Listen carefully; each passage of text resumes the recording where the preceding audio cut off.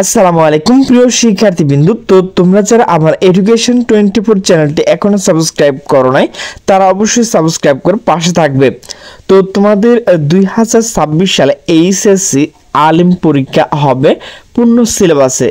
তো সে বিষয়ে কিন্তু একটা নোটিশ প্রকাশ করা হয়েছে। তো নোটিশটি প্রকাশ করা হয়েছে ঢাকার পোস্ট থেকে। তো নোটিশে বলা হয়েছে 2026 সালে এইচএসসি আলিম পরীক্ষা হবে পূর্ণ সিলেবাসে। তো নোটিশটি প্রকাশ করা হয়েছে 23 আগস্ট 2025।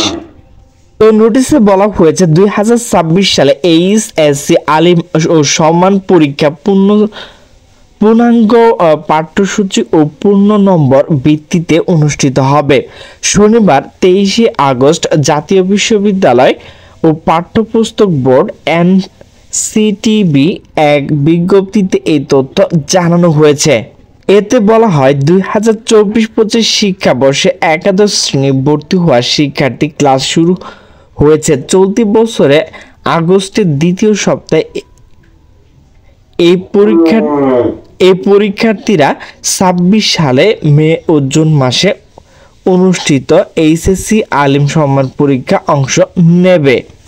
সিটিবি বিজ্ঞপ্তিতে আরও উল্লেখ করা হয় পরীক্ষাগুলো সম্পূর্ণ সময়ব্যাপী এবং প্রতিটি বিষয় পূর্ণ নম্বর অনুযায়ী গ্রহণ করা হবে।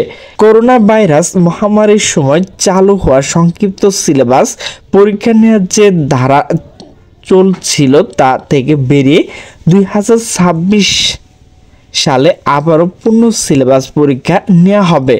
এ প্রসঙ্গে শিক্ষা বোর্ড ও সংশ্লিষ্ট শিক্ষা প্রতিষ্ঠানগুলোর অবগত করার পাশাপাশি প্রয়োজনীয় প্রস্তুতি নেওয়ার জন্য বিশেষ অনুরোধ জানিয়েছে এনসিটিবি।